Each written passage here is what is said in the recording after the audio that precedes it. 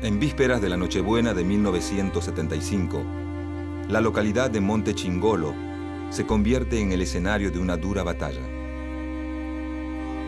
Más de 60 miembros del Ejército Revolucionario del Pueblo, la organización guerrillera más activa del país, intentan ingresar a sangre y fuego al batallón de arsenales Domingo Viejo Bueno. El combate es sin tregua. Desde todos los rincones del batallón, las tropas del ejército repelen el ataque con una ferocidad implacable. Al finalizar el enfrentamiento, efectivos militares recorren las zonas aledañas buscando guerrilleros heridos para rematarlos. Los jefes del ERP atribuyen el fracaso de la operación al accionar de un infiltrado que desde días antes del ataque venía suministrando información a los servicios de inteligencia del ejército.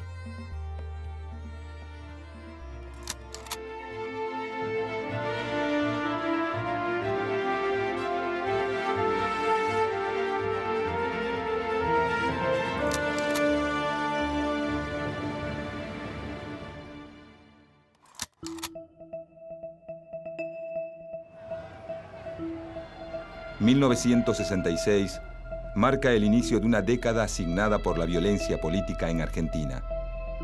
Ese año llega al poder un nuevo gobierno militar, presidido por el general Juan Carlos Onganía. Cuando asume Onganía, el conflicto internacional llamado Guerra Fría se encuentra en pleno apogeo. El bloque capitalista, liderado por los Estados Unidos, intenta frenar el crecimiento de su principal enemigo y competidor, el bloque comunista, comandado por la Unión Soviética y con presencia en América Latina a partir de la Revolución Cubana de 1959.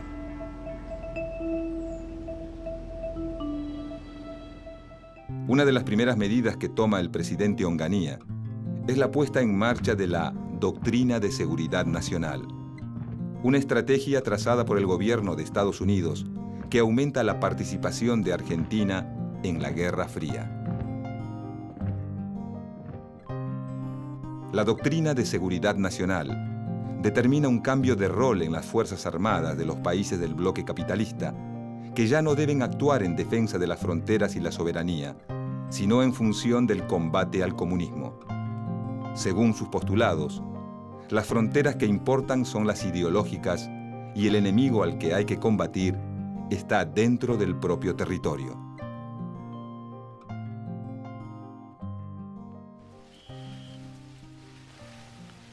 Desde 1963 a 1966, el Pentágono ha entrenado en sus centros especiales de Panamá a 18.000 militares latinoamericanos. La dictadura de Onganía pretende imponer en el país una disciplina de cuartel. A la prohibición de todos los partidos políticos añade un fuerte clima de represión y censura.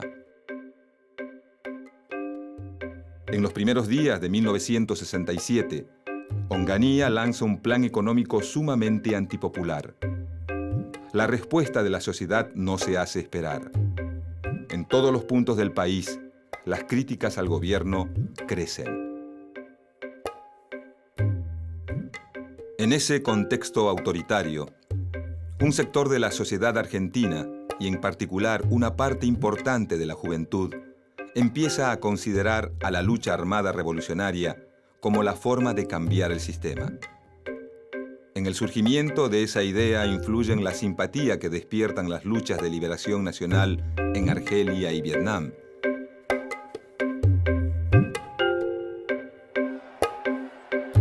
Las revueltas estudiantiles de París y México. Y fundamentalmente, la fascinación que genera el triunfo de una revolución socialista en América Latina, la Revolución Cubana. Una victoria que muestra al socialismo como una alternativa real para los latinoamericanos. A todo esto, en 1967, un argentino con un papel decisivo en la Revolución Cubana es asesinado en Bolivia mientras intenta extender la lucha revolucionaria. Ese argentino pronto se convierte en el ejemplo para una generación. Ernesto Che Guevara. Vengo cantando esta samba con redoble. Hasta la muerte del Che, las experiencias de organizaciones guerrilleras en Argentina han sido pocas y no demasiado eficaces. Pero en septiembre de 1968, en la provincia de Tucumán, un grupo perteneciente a las autodenominadas Fuerzas Armadas Peronistas intenta instalar un foco guerrillero en la localidad de Tacorralo.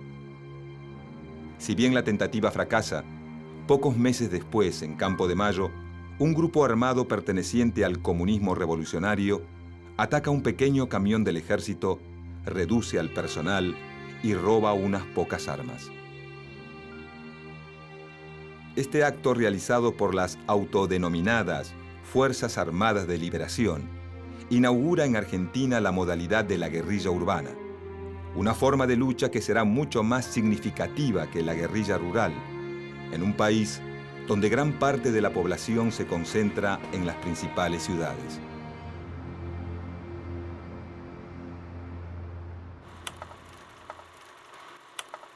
Llegado mayo de 1969, la situación del gobierno militar se complica. Huelgas, movilizaciones y ollas populares se multiplican por todo el país. El clima de represión termina por licuar las diferencias entre los sectores opositores más combativos. Es así que muchos obreros peronistas, curtidos por casi 12 años de lucha y proscripción, confluyen con dirigentes estudiantiles y una nueva generación de militantes de izquierda. A esta nueva avanzada opositora, pronto se suma el movimiento de sacerdotes para el tercer mundo, corriente de la Iglesia Católica que impulsa a muchos jóvenes cristianos a tomar el camino de la revolución.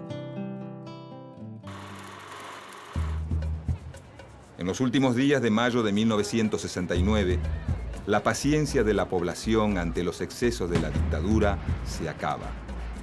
Un levantamiento popular bautizado como el Cordobazo hace temblar al gobierno de Onganía. A partir del Cordobazo, la movilización popular se instala como un método de lucha efectivo. Al mismo tiempo, la violencia revolucionaria comienza a ser vista como una opción por muchos sectores de la sociedad. En poco tiempo, a las organizaciones armadas que ya existen en el país, como las Fuerzas Armadas Peronistas y las Fuerzas Armadas de Liberación, se suman las Fuerzas Armadas Revolucionarias, agrupación de orientación marxista nacida de la experiencia de un grupo insurgente creado en Bolivia por el Che Guevara. Para principios de 1970, los actos de la guerrilla argentina se convierten en noticia cotidiana. Juan Domingo Perón, desde su exilio en Madrid, envía una carta a los dirigentes de las Fuerzas Armadas Peronistas en la que avala la violencia de sus acciones. Como ustedes bien saben, el momento es para la lucha, no para la dialéctica política. Porque la dictadura que azota a la patria no ha de ceder en su violencia, sino ante una violencia mayor.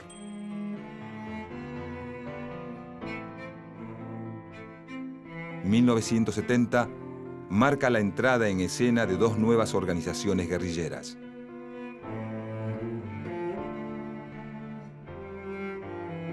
En el mes de mayo, una célula armada de origen desconocido secuestra y posteriormente ejecuta al expresidente de facto Pedro Eugenio Aramburu, figura emblemática del antiperonismo. Nada se sabe de los autores del secuestro. Posteriormente, una nueva organización guerrillera llamada Montoneros se hace cargo del hecho. Los montoneros llamamos a la resistencia armada por una patria libre, justa y soberana, con Perón en la patria. Perón o muerte, montoneros.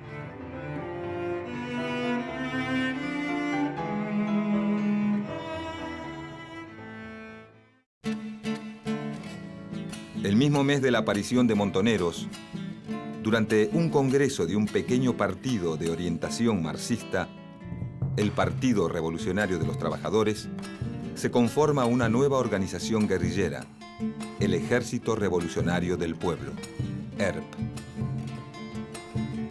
A diferencia de otras organizaciones, el ERP separa claramente acción política de acción militar. El ERP es el brazo armado, el Partido Revolucionario de los Trabajadores, el brazo político. Bajo la conducción del joven economista santiagueño Mario Roberto Santucho, el ERP pronto se convierte en la organización guerrillera más activa del país, con presencia importante en las provincias de Córdoba, Santa Fe y Tucumán. La principal diferencia entre el ERP y Montoneros es que el ERP decide mantener una distancia crítica del peronismo, al que considera un movimiento burgués y populista.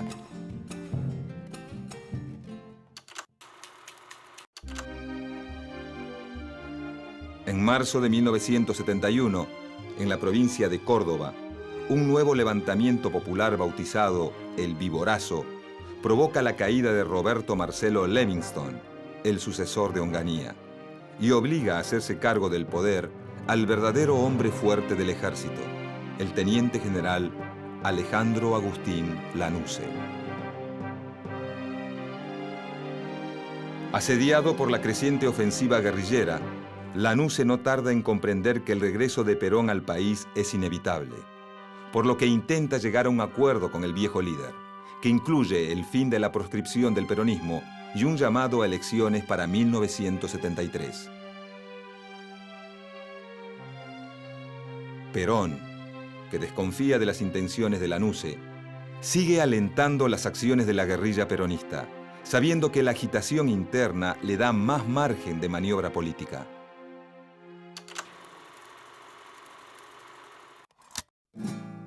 Con el comienzo de la nueva década, las actividades de la guerrilla argentina se multiplican. En 1971, el ERP decide abandonar las pequeñas acciones y realiza su primer operativo a gran escala. El residencial barrio de Fisherton fue conmovido esta mañana por la noticia de que el cónsul de Su Majestad Británica y a la vez gerente general del frigorífico Swift de Rosario, señor Stanley Sylvester, habría sido secuestrado por 3 o 4 personas. Como condición para liberar al cónsul británico, los integrantes del ERP exigen el reparto de alimentos en los barrios pobres de la ciudad y la publicación de una proclama revolucionaria en los medios. Este tipo de acciones sirven para afianzar el prestigio de la guerrilla en amplios sectores de la sociedad, en especial entre la juventud.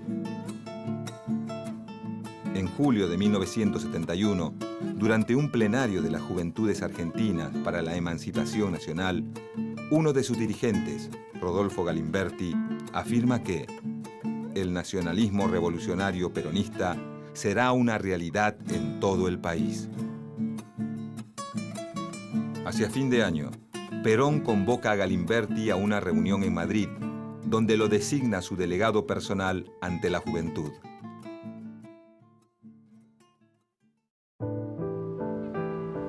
Para 1972, las actividades de la guerrilla argentina consisten principalmente en el ataque a policías y militares, y las organizaciones buscan financiarse mediante el secuestro extorsivo de empresarios por los que se piden cuantiosos rescates.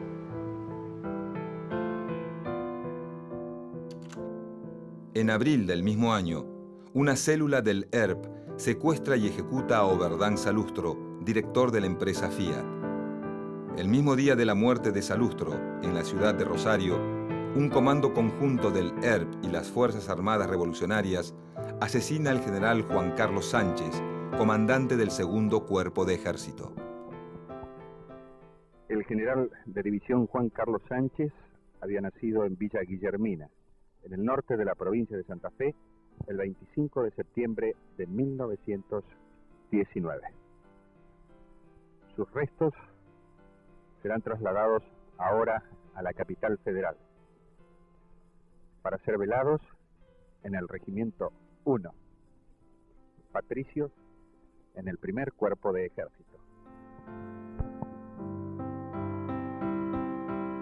La escalada de violencia desgasta aún más la imagen del presidente Lanusse, quien acelera la salida de los militares del gobierno.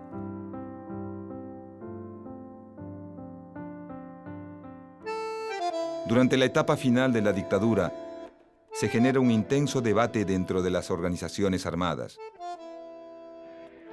Como resultado, Montoneros decide subordinarse a la conducción estratégica de Perón, buscando construir un espacio político dentro de su partido. A este efecto, comienzan a tejer relaciones con otras organizaciones juveniles, y en especial con la Juventud Peronista, conducida políticamente por Rodolfo Galimberti.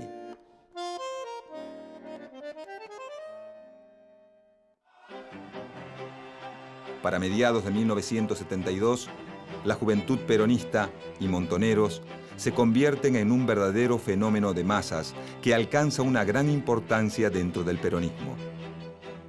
En pleno estado de fervor militante, las organizaciones armadas reciben una dura noticia. En la provincia de Chubut, un grupo de 19 militantes del ERP, Montoneros y de las Fuerzas Armadas Revolucionarias, detenidos por la dictadura, logran fugarse del penal de Rawson. En su intento por escapar del país, son interceptados por fuerzas militares en el aeropuerto de Trelew. Acaban de manifestar miembros de las organizaciones armadas, FARC, ERP y Montoneros, que después de haber realizado esta entrevista y haber llegado a la masa de la población a través de la prensa escrita, es factible, y ellos lo han decidido así, entregarse incondicionalmente sin ningún tipo de violencia. Reiteramos que esto... Una semana más tarde, en la base naval Almirante Sar, 16 de los 19 detenidos son fusilados por efectivos de la Marina de Guerra. La noticia de los fusilamientos produce una ola de repudio hacia las Fuerzas Armadas, a la vez que genera una enorme simpatía por los guerrilleros, a quienes muchos ven como jóvenes idealistas dispuestos a dar la vida por la causa del pueblo. Ana María de Santucho. Carlos Astudillo. Siempre. Adrián Tochi. Presente. Hasta la victoria. El 17 de noviembre de 1972 llega el día más esperado por todos los peronistas. Perón logra volver al país, pero Lanusse idea una cláusula que le impide presentarse como candidato a la presidencia. Ante este escenario, Perón designa como candidato a su delegado personal y hombre de mayor confianza, Héctor José Cámpora. El 11 de marzo de 1973, Héctor Cámpora es elegido presidente con el 49% de los votos. El triunfo de Cámpora abre un nuevo escenario de lucha dentro del peronismo. Los sectores más ortodoxos del partido y la CGT tradicional, liderada por José Ignacio Rucci y Lorenzo Miguel, ven con creciente malestar el avance de la Juventud Peronista y Montoneros, por lo que empiezan a tejer alianzas para desplazarlos. Al mismo tiempo, las Fuerzas Armadas Revolucionarias y Montoneros se fusionan e impulsan la llamada tendencia revolucionaria, una corriente interna del partido gobernante que busca relacionar peronismo con socialismo. A escasos días de la asunción de Cámpora, Galimberti hace un llamado a la creación de milicias populares para proteger a la incipiente democracia. Pocos días más tarde, desde su residencia en Madrid, Perón destituye a Galimberti de la conducción de la Juventud Peronista. Sin el apoyo de Perón, Montoneros decide llevar a cabo un doble juego. Por un lado, sigue planteando la continuidad de la guerra revolucionaria. Por el otro, varios de sus cuadros políticos ocupan cargos de importancia en el gabinete de Cámpora. Bueno, Montoneros siempre se definió como una organización político-militar, ¿no es cierto? Es decir, nosotros utilizamos la violencia de abajo contra la violencia de arriba, es decir, la violencia justa, en defensa propia, en última instancia. Si retornara la violencia de arriba, retornará naturalmente la violencia de abajo. Por su parte, a pocos días de la asunción de Héctor Cámpora, el ERP hace público un documento en el que se compromete a no atacar al nuevo gobierno si éste no lo ataca. No obstante, deja en claro que su combate con las Fuerzas Armadas continúa. En junio de 1973, Perón inicia su regreso definitivo a Argentina. El día de su llegada, casi 2 millones de militantes peronistas se trasladan hasta el aeropuerto de Ezeiza para recibir a su líder. Esa mañana, todas las tensiones acumuladas entre la juventud peronista y el sector ortodoxo estallan. Y lejos de ser una fiesta, el reencuentro de Perón con sus seguidores se convierte en una masacre. Los hechos de Ezeiza marcan el fin de la relación entre Perón y las organizaciones armadas. El 13 de julio de 1973, tras solo 49 días de gobierno, Héctor Cámpora renuncia.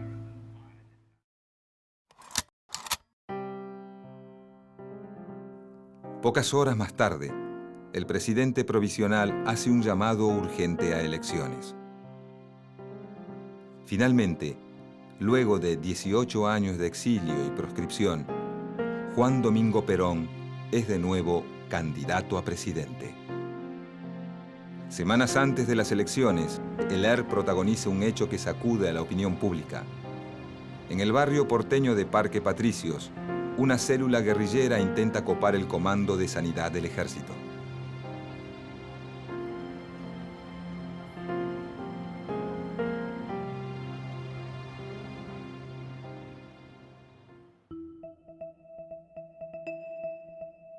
El 23 de septiembre de 1973, Perón es elegido por tercera vez presidente de los argentinos. Con su llegada al gobierno, la violencia política aumenta. A 48 horas de la elección, Montoneros asesina a José Ignacio Rucci.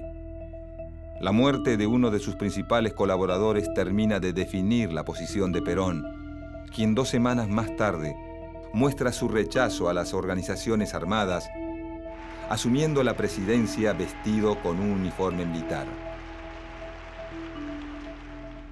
En los primeros días de 1974, el ERP intenta copar el regimiento de Azul, el destacamento del ejército más importante del país.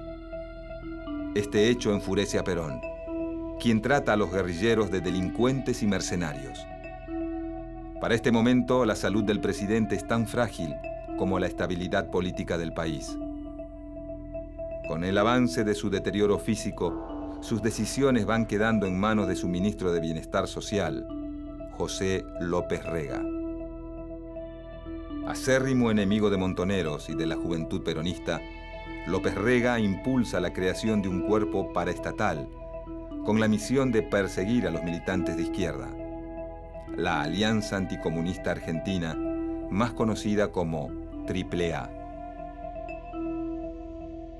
Mientras las bandas armadas de la AAA inician un feroz accionar represivo, la ruptura entre Perón y la juventud peronista se oficializa.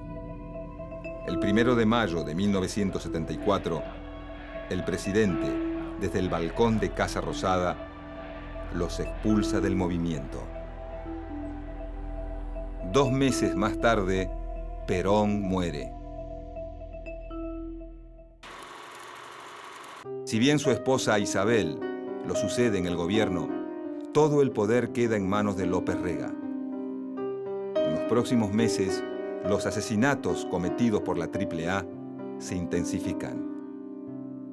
Con López Rega en el poder, la derecha peronista maneja los hilos del gobierno. Ante esta situación, el ERP endurece su postura.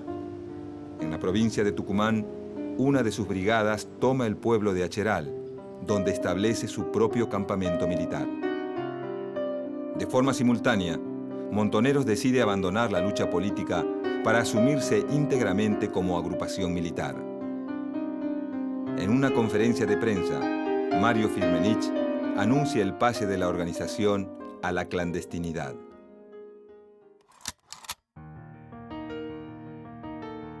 Llegado 1975, a la compleja situación política se suma una gran crisis económica que termina por destruir la imagen pública de López Rega, quien se ve obligado a huir del país. Sobrepasada por la situación, Isabel Perón decide tomar licencia de sus funciones, dejando el gobierno en manos de Ítalo Luder, presidente del Senado. Las Fuerzas Armadas aprovechan el momento para pedir carta blanca en el combate contra la guerrilla. En medio de las presiones, Montoneros asalta el Regimiento 29 de Infantería de Formosa. En el durísimo enfrentamiento mueren 13 miembros del ejército, en su mayoría soldados conscriptos. Al día siguiente, Luder da a conocer una serie de decretos, en los que autoriza a las Fuerzas Armadas, textualmente, a aniquilar el accionar de la subversión. Para principios de 1976, la guerrilla argentina está militarmente derrotada. El fracaso de su ataque al batallón de Monte Chingolo significa un duro golpe para el ERP, que pierde en la operación a sus cuadros más entrenados. Por su parte, el incremento de las acciones violentas de Montoneros genera un creciente rechazo de la opinión pública a la organización. El aumento de la represión estatal no hace más que endurecer la posición de los jefes guerrilleros, quienes conciben su enfrentamiento con las Fuerzas Armadas como un combate ejército contra ejército. Llegado el mes de marzo, la democracia agoniza y las Fuerzas Armadas se aprestan a dar un nuevo golpe de Estado. Muchos miembros de las organizaciones guerrilleras apuestan al golpe pensando que este abrirá el escenario definitivo de una situación revolucionaria. Pero esta situación revolucionaria nunca se produce. En cambio, las Fuerzas Armadas inauguran una etapa de terrorismo de Estado que establece en el país una brutal maquinaria represiva destinada a la persecución, la tortura y la desaparición de personas.